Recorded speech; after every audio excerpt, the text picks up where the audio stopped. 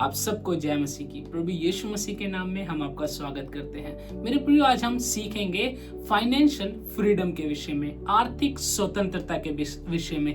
हम बहुत सारे अपने जीवन में कई सारा विजुअल्स हमने बना के रखा है ना, फाइनेंस के बारे में, आर्थिकता के बारे में। और आज हो सकता है वो बंधन जो आपके दिमाग में है वो आज टूटने पाए। 7 बातें हम परमेश्वर के वचन से जानने पाएंगे कि परमेश्वर का वचन क्या कहता है आर्थिक विषय में, आर्थिक स्वतंत्रता के विषय में, फाइनेंशियल फ्रीडम के विषय में परमेश्वर का वचन क्या कहता है। आइए हम जानने पाए। पहली बात जो परमेश्वर का वचन कहता है कि हम परमेश्वर पे भरोसा रखें। मेरे प्रिय, यदि आप आर्थिक रूप से आशीषित होना चाहते हैं तो आपका पहला कदम यही है कि आप पहले परमेश्वर पे भरोसा रखें। मेरे प्रिय, मत्ती की किताब उसका 6 अध्याय उसका 33 वचन में लिखा है कि पहले तुम उसके राज्य और उसके धर्म की खोज करो तो बाकी की वस्तुएं तुम्हें मिल जाएंगी। यदि आपके पास सब कुछ है और आपने परमेश्वर को ही नहीं प्राप्त किया तो आपके जीवन में आप कभी भी समृद्ध नहीं हो पाएंगे। मेरे प्रियो, परमेश्वर का आपके जीवन में होना पैसों से ज्यादा महत्वपूर्ण है। यदि परमेश्वर आपके पास है, आप कभी भी कंगाल, बेहाल, निराश, हताश नहीं हो पाएंगे। मेरे प्रिय परमेश्वर के लोगों, मैं आपको एक स्टोरी के माध्यम से बताना चाहता हूँ। एक दिन एक राजा का जन्मदिन होता है और राजा अपने जन्मदिन वाले दिन बहुत खुश होता है। और वो राजा उस समय में अपने गांव के लोगों को कहता है कि जाओ गांव में और सबको कह दो कि आज मेरा जन्मदिन है और मैं बहुत खुश हूँ। इसी प्रकार से उसके सैनिक सब गांव वालों को जाके बताने लगते हैं कि राजा ने तुम्हें बुलाया है और राजा का आज जन्मदिन है और राजा ने कहा है कि आज मेरा जन्मदिन है, जो कुछ तुम मुझसे मांगोगे मैं तुम्हें दे दूंगा। और इसी प्रकार सारे लोग राजा के जन्मदिन में आए और राजा के पास आए और वहां पर एक एक करके लोग राजा के पास आए। लोगों ने राजा से मांगना शुरू किया। किसी ने राजा से पैसा मांगा कि राजा जी, मुझे पैसे की ज़रूरत है और मेरी बेटी की शादी करनी है तो आप मेरी हेल्प कर दीजिए। उसने बोला मैं आज बहुत खुश हूँ, तो उसने अपने सैनिक को बोला और उसने उसे पैसे दे दिए। किसी ने कहा कि मेरे घर में खाने के लिए पैसे नहीं है तो मेरे को एक छोटी सी ज़मीन दे दीजिए ताकि मैं उस पर अपना गुजारा करके, खेती करके अपने घर का गुजारा कर सकूँ। तो उसने अपने सैनिक को कहा और उसने उसे जमीन दे दी। बहुत सारे लोग आए और राजा ऐसे ही सबको कुछ ना कुछ देना शुरू कर दिया। सुबह से लेकर शाम तक एक व्यक्ति एक कोने में बैठा हुआ था और राजा के दिमाग में बार बार ये आ रहा था, क्योंकि राजा की नजर उस पर जा रही थी कि सब लोग मेरे पास आते हैं, मुझसे मांगते हैं और मैं उन्हें देता हूं और वो आनंद से यहाँ से चले जाते हैं, और ये व्यक्ति अभी तक मेरे पास उठ के नहीं आया। तो उसने अपने सैनिकों को कहा कि जाओ और उस व्यक्ति को लेकर आओ। और जब उस व्यक्ति को लेकर आए तो राजा के सामने सर झुका के खड़ा हुआ था और राजा ने उससे पूछा कि तुझे किस चीज की दिक्कत है? क्या तेरे पास पैसों की कमी है? तो मुझसे मांग, आज मेरा जन्मदिन है, मैं तुझे दे दूंगा। तुझे घर चाहिए तो मुझसे मांग तो सही, मैं तुझे दे दूंगा। राजा ने उससे बहुत कहा कि तू मुझसे मांग, मैं तुझे दे दूंगा। उस व्यक्ति ने अपनी गर्दन को बहुत शालीनता से ऊपर उठाया और राजा के कंधे पे हाथ रखा और कहा, राजा मुझे तेरी चीजों की आवश्यकता नहीं है, मुझे तू चाहिए। क्या चाहिए? राजा मुझे तू चाहिए। मेरे प्रिय परमेश्वर के लोगों, क्योंकि वो व्यक्ति जानता था यदि मुझे राजा मिल गया तो मुझे राजा की सारी वस्तुएं मिल जाएगी। तो पहला कदम आपके जीवन में बस यही होना चाहिए कि परमेश्वर मुझे तू चाहिए। मेरे प्रिय, जब वो परमेश्वर पे भरोसा रखेंगे ना, और जब परमेश्वर आपके पास होगा, आपके जीवन में आप कितनी भी परेशानियों से गुजर रहे हो, आपको याद है कि मेरा परमेश्वर मेरे साथ में है। वो हमेशा आपको समृद्ध करेगा, वो हमेशा आपको उन्नति देगा, वो हमेशा आपके साथ साथ चलेगा आपके जीवन में। दूसरी बात मेरे प्रियो, मेहनती बने, ईमानदार रहें। आप जो भी काम करते हैं बहुत मेहनत के साथ करें, क्योंकि परमेश्वर आलसियों से घृणा करता है। वचन में लिखा है, नीति वचन उसका 10 अध्याय उसके 4 वचन में इस प्रकार की, जो आलसी है वे कंगाल हो जाते हैं और जो मेहनती हैं वो सफल होंगे। तो आपके जीवन में आज हम कई बार, यदि हम आर्थिक रूप से आशीषित नहीं हो पा रहे तो इसका बहुत बड़ा कारण आपका आलस हो सकता है। आप दिन भर सिर्फ ख्यालों पलाव अपने जीवन में बनाए जा रहे हैं कि मैं ये करूंगा, मैं वो करूंगा, लेकिन आपने करना कुछ भी नहीं है। घर बैठे परमेश्वर कभी आपको आशीष नहीं करेगा। क्योंकि घर बैठे कभी परमेश्वर ने किसी को आशीष नहीं किया है। मेरे प्रियो, परमेश्वर चाहता है कि आप मेहनती बने, आप आलसी ना हो, है ना। आलस लोग परमेश्वर के राज्य के लिए श्रापित हैं। आलसी लोग परमेश्वर के राज्य के लिए किसी काम के नहीं है। यदि आपके जीवन में आलस है, आप जीवन में कभी समृद्ध नहीं हो पाएंगे। आपके जीवन में समृद्ध ना होने का, आपके जीवन में आर्थिक रूप से स्वतंत्र ना होने का एक कारण आलस है। यदि आप आलसी हैं, आप कभी भी आशीष नहीं हो पाएंगे, क्योंकि परमेश्वर का वचन कहता है परमेश्वर आलसियों से घृणा करता है और मेहनती लोग धनवान होते हैं। जब आप मेहनत करने लगेंगे, परमेश्वर आपकी मेहनत पे आशीष करेगा और आप समृद्ध होंगे, आप आर्थिक रूप से स्वतंत्र होने पाएंगे। तीसरी बात, कर्जों से सावधान रहें, कर्जे ना ले। क्या ना ले? कर्जे ना ले। मेरे प्रिय परमेश्वर के लोगों, नीति वचन उसका 22 अध्याय उसके 7 वचन में लिखा है कि उधार लेने वाला उधार देने वाले का क्या होता है? दास हो जाता है। आज की इस जनरेशन में हम बहुत सारे लोगों को देख पाते हैं कि उनका जीवन ही उधार पे चल रहा है, उनका जीवन ही ईएमआई पे चल रहा है। उनके जीवन में, उनके उम्र से ज्यादा उनके जीवन में ईएमआई की किस्तें ज्यादा हैं। मैंने एक व्यक्ति से पूछा, एक मसीह भाई था, और मैंने उससे पूछा कि आपके जीवन में फाइनेंस किस तरीके से आप मेंटेन करते हैं, किस तरीके से आप फाइनेंस को लेके चलते हैं। तो उसने बोला, भैया अभी मेरे जीवन में मैं 5 साल में जो कमाऊंगा ना, वो 5 साल की कमाई भी मेरी ईएमआई में जाएगी। ये मेरे जीवन की दशा है इस समय में। तो मेरे प्रियो, ऐसे लोग कभी भी समृद्ध नहीं होंगे। आपके जीवन में कभी भी गलत ख्वाहिशें मत पालो, उल्टे सीधे खर्चे मत करो, अननेसेसरी चीजों को, एक्सपेंसिव चीजें मत खर्च करो यदि आपके जीवन में आप उसको नहीं अफोर्ड कर पा रहे हैं। तो आज कई बार हम देखते हैं कि लोग महंगे महंगे फोन चला रहे हैं ईएमआई पे, और 2 साल 3 साल की ईएमआई करके उसको पैसा, अब 2-3 साल सिर्फ एक फोन चलाने के लिए उसका ईएमआई भर रहे हैं। आप कैसे समृद्ध होंगे? आप कैसे आर्थिक रूप से आजाद होंगे? मेरे प्रिय परमेश्वर के लोगों, यदि आप गुलाम बने रहेंगे, यदि आप अपने जीवन को सही रीति से नहीं चलाएंगे, तो आप कभी समृद्ध नहीं हो पाएंगे, कभी आर्थिक रूप से स्वतंत्र नहीं हो पाएंगे। इसलिए याद रखें कि अपने जीवन में हमेशा तक कभी भी अपने कमाई से ज्यादा अपने खर्चों को ना बढ़ाएं, यदि आपको अपने जीवन में आर्थिक रूप से आजाद होना है। चौथी बात, सही योजना बनाएं। अपने जीवन में आप जो कुछ करते हैं, एक अच्छी योजना बनाएं। मेरे प्रियो, हम याद करें, परमेश्वर का वचन कहता है कि मनुष्य योजनाएं तो बनाता है, लेकिन उसका सफल करना यहोवा की ओर से होता है। अब परमेश्वर का वचन कहना क्या चाहता है? कि मनुष्य योजनाएं बनाता है। मेरे प्रियो, यदि आप योजना बनाएंगे ही नहीं, तो परमेश्वर सफल क्या करेगा?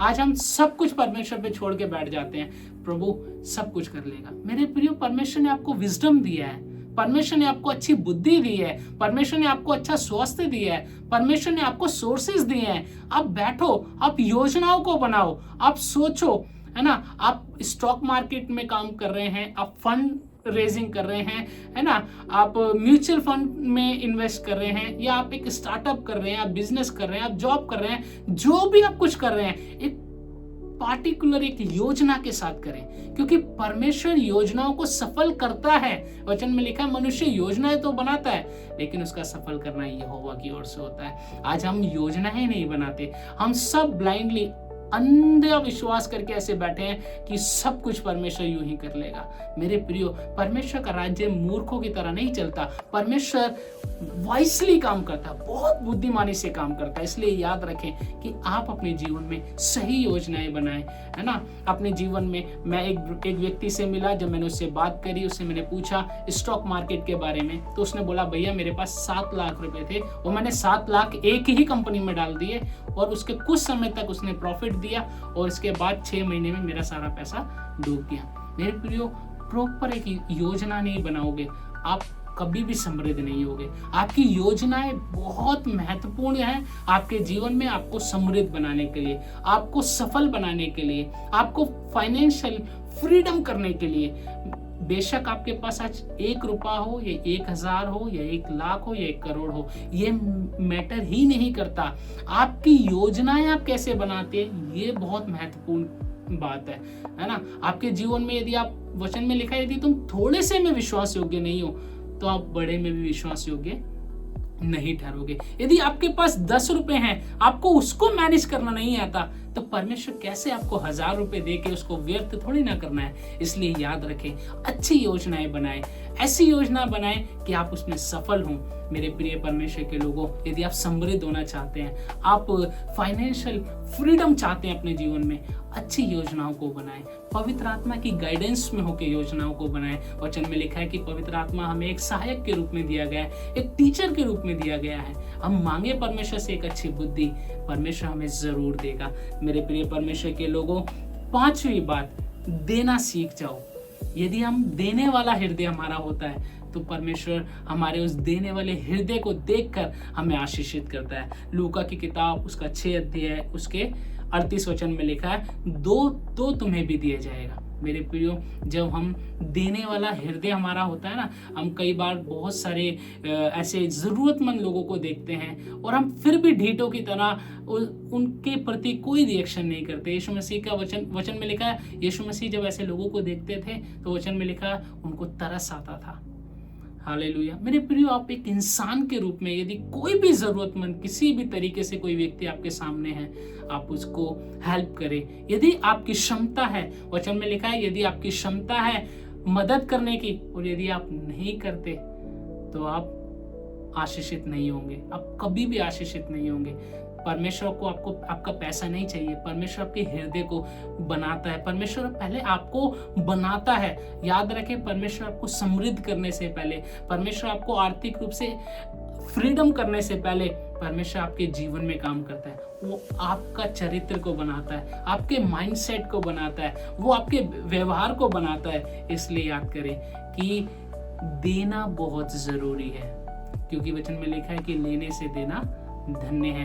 यदि आप देते हैं उन लोगों को जिनको हेल्प करना है, जिनको मदद चाहिए। रियली आज लोगों को हम भूखा देखते हैं, परेशान देखते हैं, बीमार में देखते हैं, हमारे पास क्षमता है कि हम उनको हेल्प कर सकते हैं, हम फिर भी अपनी मुंडी घुमा के चले जाते हैं, है ना। हम याद करें वचन में, जब वो डाकू लोग उसको बीच सड़क पे मार के चले गए तो लोग उसे देख के ऐसे ही निकल गए। मेरे प्रियो, आपका यदि नेचर बहुत मायने करता है आपके जीवन में आपको समृद्ध होने के लिए। यदि आप आर्थिक रूप से आजाद होना चाहते हैं तो देने वाला हृदय रखें, है ना। हमेशा लालच भरा हृदय ना रखें कि बस मिल जाए, इधर से मिल जाए, उधर से मिल जाए, कैसे भी मिल जाए।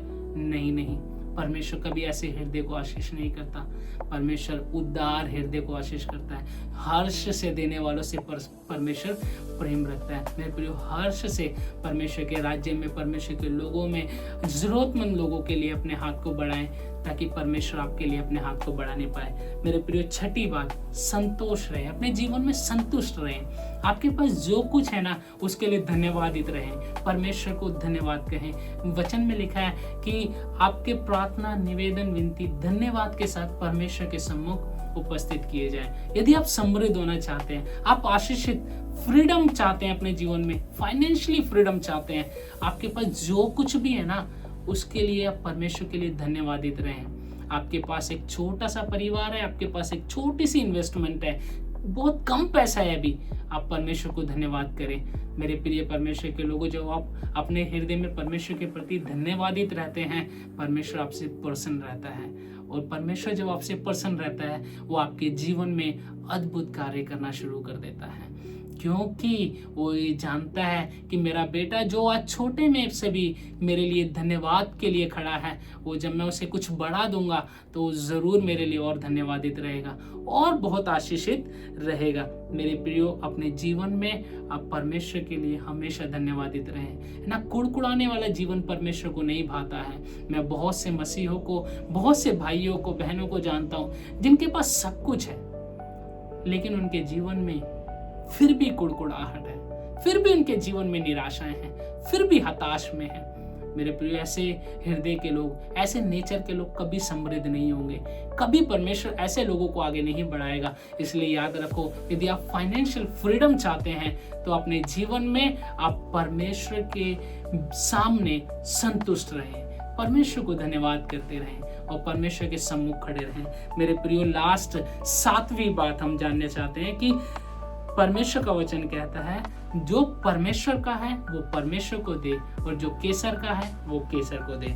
मत्ती की किताब उसका 22 अध्याय उसका 21 वचन में लिखा है, यीशु मसीह ने अपने चेलों को कहा कि जो केसर का है वो केसर को दो और जो परमेश्वर का है वो परमेश्वर को दो। मतलब जो सरकार का है, जो टैक्स सरकार का है वो सरकार को दो और जो परमेश्वर का राज्य का है वो परमेश्वर को दो। मेरे प्रियो, अपने जीवन में दशवांश, आपके जीवन की कमाई का हिस्सा जो परमेश्वर का वचन हमें देने को कहता है जरूर दें, जरूर परमेश्वर के राज्य में बोएं, ताकि आपका दिया हुआ आशीष का वो भाग बहुतों के लिए उद्धार और आशीष का कारण बन सके। मेरे प्रियो, जब आप परमेश्वर के लिए इस बात में विश्वास योग्य रहते हैं तो परमेश्वर का वचन कहता है मलाकी की किताब उसका 3 अध्याय उसके 10 वचन में कि सब दशवांश भंडार में ले आओ तो देखो कि मैं अपने स्वर्ग के राज्य के स्वर्ग को खोल के तुम्हारे लिए आकाश से आशीषों की वर्षा करता हूँ क्या नहीं। मेरे प्रियो, परमेश्वर के राज्य में जब हम सब अपने दशवांश ले आते हैं, अपनी कमाई का हिस्सा देना शुरू करते हैं तो परमेश्वर हमारी कमाइयों को आशीष करने लगता है। परमेश्वर को आपको पैसा नहीं चाहिए, परमेश्वर आपका हृदय देखता है, आपका देने वाला हृदय देखता है मेरे प्रिय परमेश्वर के लोगों। और जब आप परमेश्वर के लिए खड़े रहते हैं, स्टैंड लेते हैं, परमेश्वर एक अद्भुत कार्य करता है। याद रखें, वचन में इस प्रकार लिखा है कि बढ़ती ना तो पूरब से है ना पश्चिम से, परंतु यहोवा की ओर से है। याद रखें, अब परमेश्वर का जो पैसा परमेश्वर को दे और जो सरकार का है वो सरकार को दे। ईमानदार रहें, वफादार रहें मेरे प्रियो। जहां कहीं, जिस भी जगह पे, जिस भी देश में, जिस भी कंट्री में, जिस भी हिस्से में आप हैं, हर जगह ईमानदार रहें, परमेश्वर आपको निश्चित बढ़ाएगा। याद रखें, ये 7 बातें जब हम अपने जीवन में लागू कर लेते हैं, हम परमेश्वर की बड़ी महिमा को अपने जीवन में होते हुए देखने पाएंगे। 7 बातें मैं एक बार फिर रिपीट कर देता हूँ। पहली बात, परमेश्वर पे भरोसा रखें और परमेश्वर को प्राप्त करें। दूसरी बात, मेहनत करें और ईमानदार रहें। तीसरी बात, कर्जों से बचें। चौथी बात, सही योजनाएं बनाएं। पांचवी बात, देना सीख जाएं। छठी बात, संतुष्ट रहें। सातवीं बात, जो परमेश्वर का है वो परमेश्वर को दे और जो मनुष्य का है वो मनुष्य को दे। मेरे प्रिय परमेश्वर के लोगों, मैं आशा करता हूँ आप इस वचन के द्वारा जरूर आशीषित हुए होंगे और आने वाले समय में हम बहुत अद्भुत रीति से इन सारे टॉपिक्स को बात करने वाले हैं। पवित्र आत्मा के विषय में, लीडरशिप के विषय में, फाइनेंस के विषय में, परमेश्वर का वचन और फाइनेंस के बारे में क्या कहता है, इन्वेस्टमेंट के बारे में क्या कहता है, बिजनेस के बारे में क्या कहता है। यदि आप इन सब टॉपिक्स पे रुचि रखते हैं और परमेश्वर के वचन की गहराई को और जानना चाहते हैं तो हमें लाइक करें, सब्सक्राइब करें, कमेंट करें और आपके इस छोटे से हिस्से को ऐसा करने से हम सच में बहुत आशीषित होंगे और हमारे अंदर एक उत्साह होगा कि लोग हमें सुनना चाह रहे हैं, लोग हमारी बात को समझ रहे हैं। मेरे प्रियो, जब आप ये वचन अपने साथियों को, अपने परिवार को भेजेंगे, मैं आशा करता हूँ वो लोग आशीषित होंगे। मैं आपके लिए प्रार्थना करना चाहता हूँ। स्वर्गीय पिता, मैं धन्यवाद करता हूँ सुंदर समय के लिए, खासकर हर एक उस भाई, उस बहन और हर एक उस बच्चे के लिए जो इस वीडियो को इस समय देख रहे हैं। मेरे प्यारे परमेश्वर प्रभु जी, इस समय पवित्र आत्मा जी हम आपका स्वागत करते हैं और इस समय हर एक हृदय को आप छू लीजिए ताकि परमेश्वर का वचन जो आज बोया गया है वो 100 गुना और 1000 गुना फलवंत होने पाए। मेरे पिता खुदावन परमेश्वर प्रभु जी, आपका वचन कहता है कि मैं कंगाल हो गया कि तुम धनी हो जाओ।